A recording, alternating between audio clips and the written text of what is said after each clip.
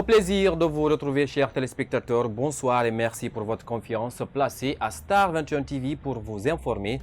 À la une de l'actualité de ce soir consacrée à l'actualité nationale, le gouvernement guinéen a réagi de manière ferme suite aux incidents survenus en marge de la campagne du RPG Arc-en-Ciel, pilotée par le Premier ministre Kassori Fofana dans certaines villes du Fouta. Les Échos, c'est dans ce journal. Le principal parti de l'opposition refute les accusations selon lesquelles l'UFDG serait derrière l'attaque du cortège du Premier ministre à Labé et d'Alaba. Cellou Dalein Diallo et sa troupe dénoncent des manœuvres dilatoires du régime de Conakry. Les réactions, c'est dans cette édition d'Information. Une courte pause, puis la suite de cette édition. À tous, bonsoir et bienvenue. En bref, pour commencer, un jeune homme âgé d'une trentaine d'années a été tué par balle ce mercredi 30 septembre 2020. La victime s'appelle Habib Petel. Il a été touché par une balle avant d'être transporté à l'hôpital où il a succombé suite à ses blessures. Nous y reviendrons sur cette actualité dans nos prochaines éditions d'Information. On vous le disait au sommaire, le gouvernement guinéen a réagi de manière ferme suite aux incidents survenus en marge de la campagne du RPG Arc-en-Ciel dans la région de Labé, pilotée par le Premier ministre Kassori Fofana dans certaines villes du Fouta. Le gouvernement parle même d'attaques bilan planifiées à décembre dans le but de saboter le processus électoral. C'est un décryptage signé Kadiatou Bari. C'est aux environs de 15h30 après le meeting qu'il a tenu au stade du quartier Konkola de Labé et alors qu'il quittait les lieux, le Premier ministre et sa délégation ont subi une attaque d'une extrême violence de la part de plusieurs loubards visiblement préparés à cette mission. 7 véhicules ont été lapidés et leurs occupants blessés par des jets de pierre et des éclats de verre. L'un des véhicules s'est encastré dans un mur en cherchant à éviter les casseurs. Après le départ de la délégation, ce sont 6 véhicules des membres de la section RPG de Labé et des sympathisants restés au stade et 2 autres des autorités administratives qui ont également été caillassés. À l'entrée de la ville de Dalaba, vers 20h30, la délégation du Premier ministre a été accueillie par des barricades et des jets de pierre, causant encore d'autres blessures. Un véhicule du bataillon autonome de troupes aéroportées a été incendié, indique le communiqué. Par ailleurs, entre 19h30 et 20h45 à Conakry et dans la foulée de l'appel à manifester du FNDC, des groupes de loubards ont érigé des barricades à Nyariwada, Bomboli et au carrefour canadien dans la commune de Ratoma. Ils ont commencé à y dépouiller les passants de leur argent, téléphones et autres biens jusqu'à ce que les unités de sécurité viennent démanteler les barricades. Par ailleurs, une concession familiale a été attaquée à Wanindara et les biens des habitants emportés. Il est clairement établi que ces actes de banditisme vis-à-vis de paisibles citoyens et de violence contre la délégation du Premier ministre résultent d'un plan concerté pour saboter le processus électoral, instaurer un climat d'insécurité à la veille du scrutin et préparer des actions encore plus violentes pendant et après le scrutin. Le gouvernement condamne fermement ces agissements et réaffirme que force restera à la loi. Il appelle les populations à ne pas céder à la provocation et assure que tout est mis en œuvre pour confondre et poursuivre les auteurs et les commanditaires de ces actes contre la République. De l'autre côté, le principal parti de l'opposition refute les accusations selon lesquelles l'UFDG serait derrière l'attaque du cortège du Premier ministre à Labé et d'Alaba. En même temps, le parti de Cellou Dalein Diallo rejette avec mépris les propos du président Alpha Condé accusant les leaders de recruter des mercenaires pour déstabiliser la Guinée. C'est un compte rendu de Mohamed Traoré et Ibrahima Paye Kamara. Au cours de cette conférence de presse, le principal parti de l'opposition a qualifié les accusations du régime de Conakry comme des manœuvres dilatoires tendant à affecter la paix sociale. Le directeur de la communication de l'UFDG n'a pas manqué également de rappeler l'affaire de l'eau empoisonnée, l'une des stratégies utilisées par le RPG pour opposer les communautés avant d'accéder au pouvoir. Ces fausses allégations témoignent du fait que le candidat Alpha Condé du RPG est en effet aux abois. Il est sonné par le bruit de liesse populaire de la grandiose réception de son rival de retour à Conakry après un séjour à l'étranger. En outre, les nouvelles qu'il reçoit de la région forestière ne semble guère rassurante pour son camp et pour sa candidature à un troisième mandat. Il est aussi inquiet des craquements qui proviennent de son fief, qui peuvent préfigurer des fissures dans les rangs de son parti. Sont-ils les signes prémonitoires de l'échec de son ambition de troisième mandat? C'est pourquoi il veut parer contre cette éventualité périlleuse en recourant aux turpitudes qui lui ont réussi dans un passé récent. Poursuivant, Ousmane Gawal Diallo n'y va pas par quatre chemins. Pour lui, le président Alpha Condé veut utiliser la théorie du complot pour réveiller les vieux démons. Tout indique que les incidents survenus à l'Abbé au cortège du Premier ministre s'inscrivent dans le même cynisme de vouloir opposer les Guinéens pour détourner le regard des fraudes et des magouilles et autres magouilles déjà en préparation sur leur suffrage. Sinon, pourquoi des dizaines de responsables du RPG qui font campagne au Fouta depuis plusieurs semaines, aucun d'entre eux n'a fait l'objet de violences verbales ou physiques? L'UFDG tient pour graves et dangereux les propos hasardeux de M. Alpha Condé. Leur caractère diffamatoire n'honore pas. Il est pendant quelques jours encore président de la République et il a la responsabilité de respecter la dignité qui sied à sa fonction et à sa parole. M. Alpha Condé est désormais très conscient de son manque de légitimité et de la soif d'alternance politique et de bonne gouvernance manifestée par l'ensemble de nos compatriotes. En effet, ces derniers jours, l'UFDG a scellé de nombreuses alliances politiques et sociales qui garantissent à son candidat une écrasante victoire dès le premier tour du scrutin du 18 octobre à venir. L'ancien député a mis l'occasion à profit pour dénoncer la fermeture des frontières, un acte hautement politique qui, selon cet activiste de l'UFDG, vise à empêcher la livraison du matériel de campagne de son parti en provenance du Sénégal. Restons dans le même registre pour dire que certains citoyens de Conakry se sont exprimés sur les violences enregistrées au cours de la campagne présidentielle. Ces citoyens plaident tous pour une campagne sans violence. Suivez.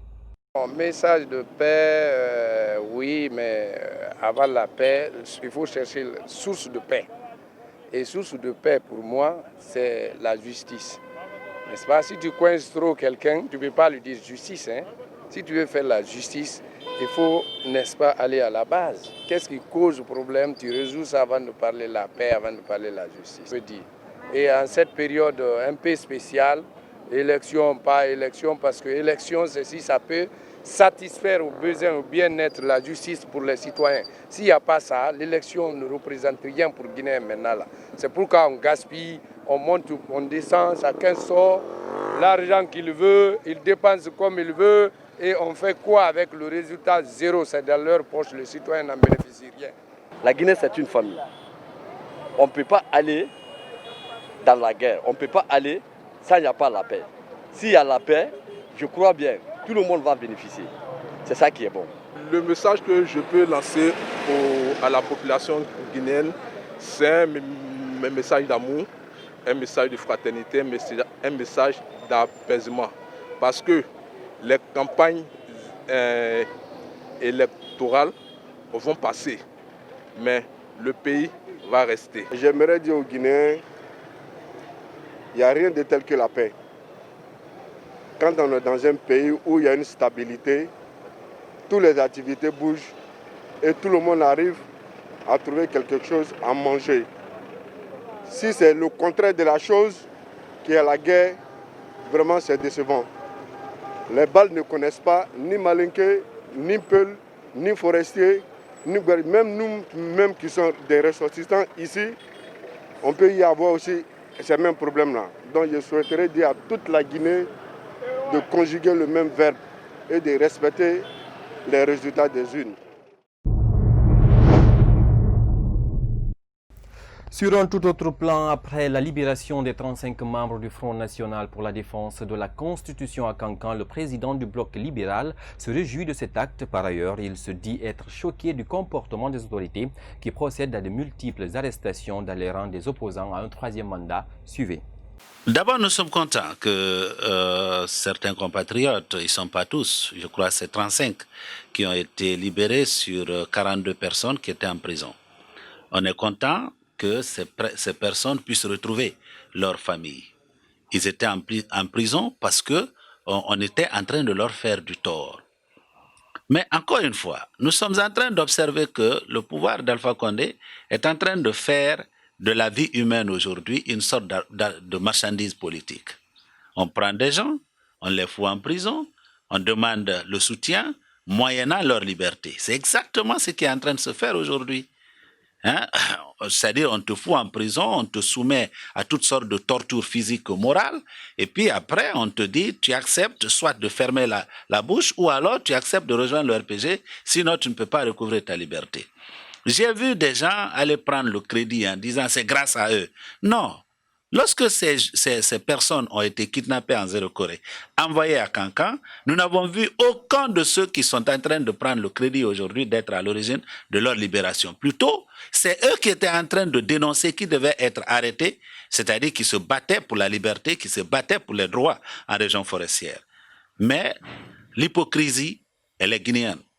Et c'est ce que nous combattons. Ce que je dis, chose bienvenue à ces frères qui retrouvent leur famille, mais nous disons au pouvoir qu'on n'acceptera pas et qu'on continuera à condamner que l'on fasse de la vie humaine aujourd'hui une marchandise politique. Pour ce qui nous concerne, ce qui est en train de se passer aujourd'hui, ce n'est pas une élection. Nous avons décidé de ne pas prendre part à ces élections et nous avons dit à travers un communiqué clair que nous ne donnons pas et nous ne donnerons pas de consignes. Cela veut dire simplement que nous ne voulons pas, n'est-ce pas, aller contre un mur que nous voyons devant nous. Il y a d'autres chemins, ça, on l'a prouvé encore aujourd'hui.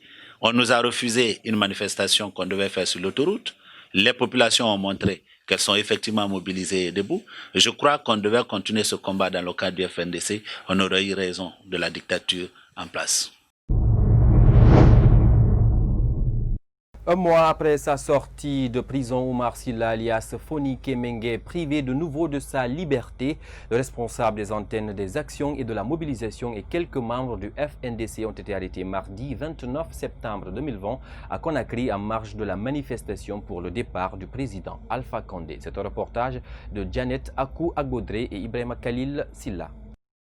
Le chargé à la mobilisation du FNDC, Oumar Sylla Foni Kemengue, qui a de nouveau été arrêté mardi 29 septembre 2020 à Bessia lorsqu'il galvanisait des jeunes. Juste après cette arrestation, l'activiste a été déféré au parquet de Mafanko avec quelques membres. Ce jeune leader de l'Axe déplore cet acte du régime en place. Et ce que nous avons constaté, surtout sur l'axe et l'autoroute encore, les gens sont sortis de façon très pacifique, ils ont manifesté, ils ont montré leur indignation. Et j'ai appris que beaucoup de membres du FNDC sont encore détenus et nous demandons leur libération immédiate et sans condition parce qu'ils n'ont pas troublé l'ordre public. Le pouvoir montre encore ses limites. Depuis le début de la campagne présidentielle, on enregistre des discours va-t-en-guerre prônés par des leaders politiques, y compris le président de la République, Alpha Condé. Une attitude politique que ce jeune leader déplore. Je vois le président de la République qui donne des propos très déplacés, qui s'adresse à une ethnie. La Guinée ne devrait pas se comporter ainsi. Et le président de la République, il est le garant de la liberté, il est le garant de la sécurité, de la paix et du développement de la nation. Il devrait être cette fois-ci le président de tous les Guinéens, pas une ethnie, ni un parti politique ou, à plus forte raison, une communauté. Cet activiste entend affûter ses armes pour combattre la violence, l'ethnocentrisme et la division des Guinéens à l'occasion de cette campagne présidentielle.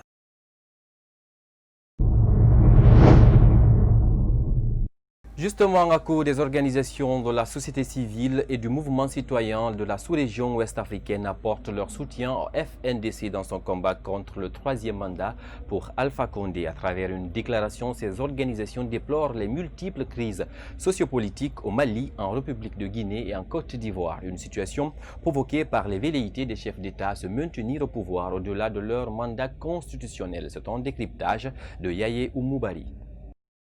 À République de Guinée, Alpha Condé, 82 ans, a fait acte de candidature le 3 septembre 2020 pour briguer un troisième mandat. Malgré une forte contestation populaire qui a coûté la vie à des centaines de civils tués au cours des manifestations citoyennes réprimées par les forces de défense et de sécurité guinéennes. Cette décision du président guinéen vient confirmer tous les soupçons qui ont fait état de sa volonté de briguer un troisième mandat à travers un coup d'État constitutionnel qu'il a planifié et perpétré le 22 mars 2020, en violation de la Constitution et des principes démocratiques en vigueur en République de Guinée. En agissant ainsi, Alpha Condé n'a pas tenu compte des mouvements de contestation de sa population qui, dans son écrasante majorité, rejette son projet de troisième mandat à cause des risques incommensurables que cela fait courir au pays et à la sous-région ouest africaine. Réunis au sein du Front national pour la défense de la Constitution, le FNDC, les Guinéens ont usé toutes les voies légales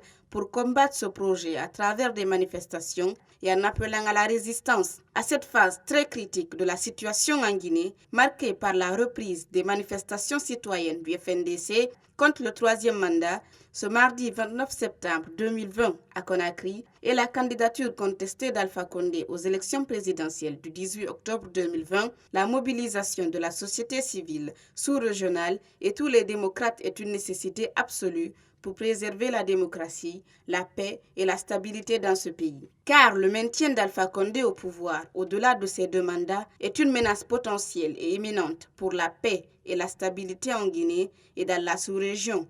Les organisations de la société civile et mouvements citoyens ouest-africains qui sont signataires de la présente déclaration apportent leur soutien au peuple de Guinée, au FNDC, qui est à l'avant-garde de ce mouvement de contestation.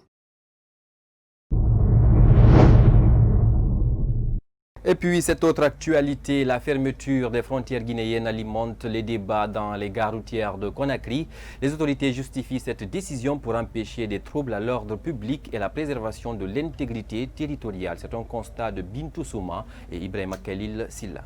Il est 10 heures, nous sommes à Madina, ici, la gare routière des transporteurs en partance pour la Sierra Leone.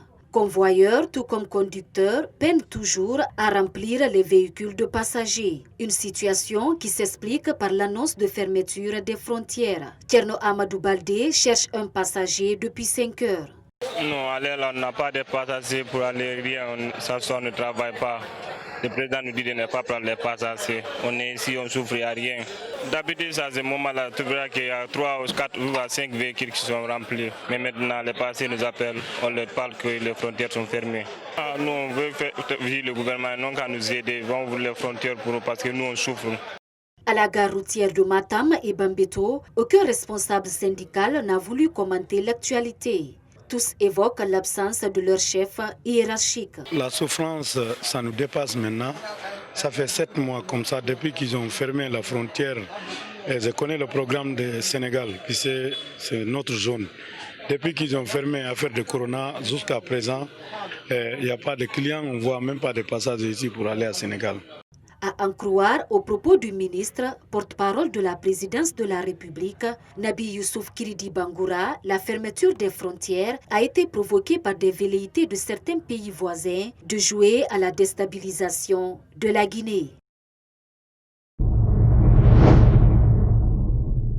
Également dans l'actualité nationale, Farana dans la savane guinéenne est le théâtre de violents affrontements entre partisans des candidats lisses. Selon nos informations, c'est des militants du RPG Arc-en-Ciel et de l'UDG qui se sont rencontrés dans la ville pour battre campagne en violation du programme établi par les autorités locales. Suivez les explications de Amadou Nanakuruma, activiste de la société civile locale.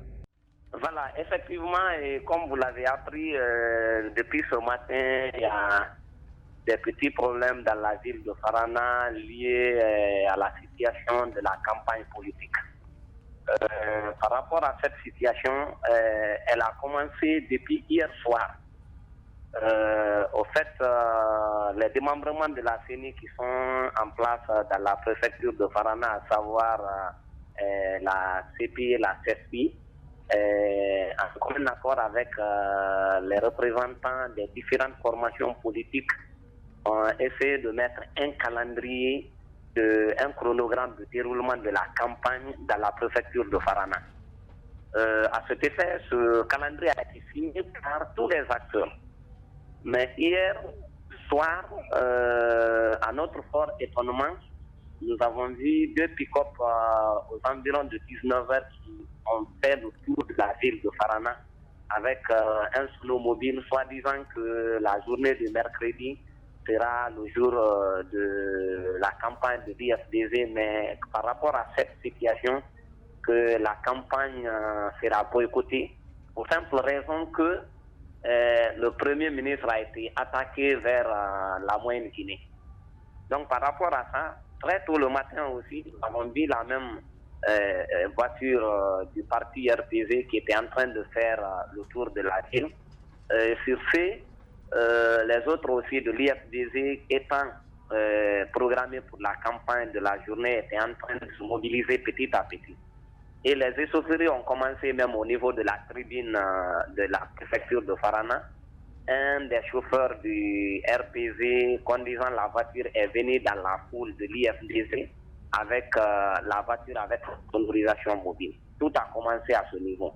Le message que j'ai à lancer aux différents acteurs, que ce soit l'autorité préfectorale, que ce soit l'autorité communale, que ce soit les démembrements de la CENI, que ce soit les responsables des formations politiques, moi je demande au respect scrupuleux de la convention et du chronogramme de déroulement de la campagne qui a été signée par tous les acteurs.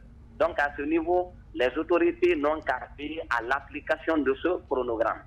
Et au niveau des formations politiques, il y a une situation un peu déplorable qui se pose par endroits.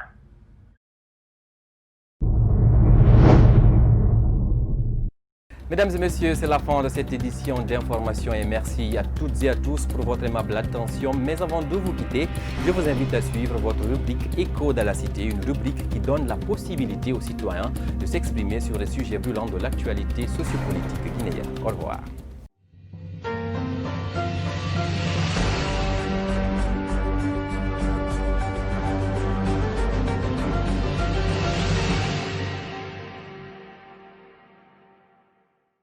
Circulation on laawi ɗin fopp no boni ala ka déplacement hay fof si ala fopp no bloqué ko ɗum ɗon min toroto so tawi sarsiɗo responsabilité mum no woodi o walla en laawi ɗin moƴƴa lagine fayda lagine birin toro fi leydi o may boge ka fere ko wonmo kata wonna wombe laga so womboru yida womma boge mu ba maskati yaade fa wonna wombe laga so womboru yida won rasisi fe beñe wonna wombe laga so wombor wonno ma yare masuta de kini presque so se na ga woni kerenga buto kawe wonno malangi nanga buto nyoko ya tozu wonna bira name fora wo muna mo sese to di wonno ma gede na fa wonna fekere ma nana ga ma wonno sigadi yare jama fo no do afotude fino lady medino ya lagina fo no yare yeso rewa pullo rewa soso rewa manika rewa forestier leddi fop do afepude parce que c'est l'année avant si na fata jama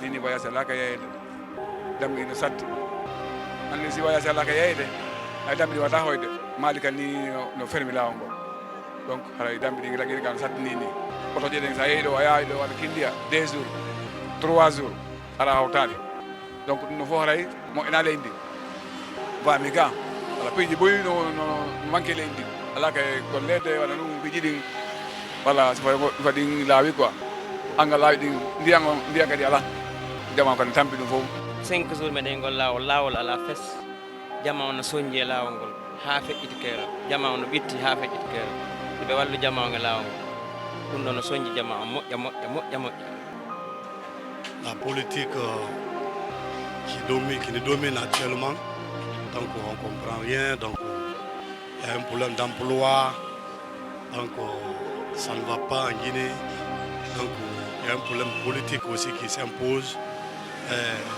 Précisément, coronavirus qui nous domine aussi, qui a tout boycotté. Donc maintenant, comme on a les activités, donc on ne comprend rien, donc ça ne va pas du tout quoi.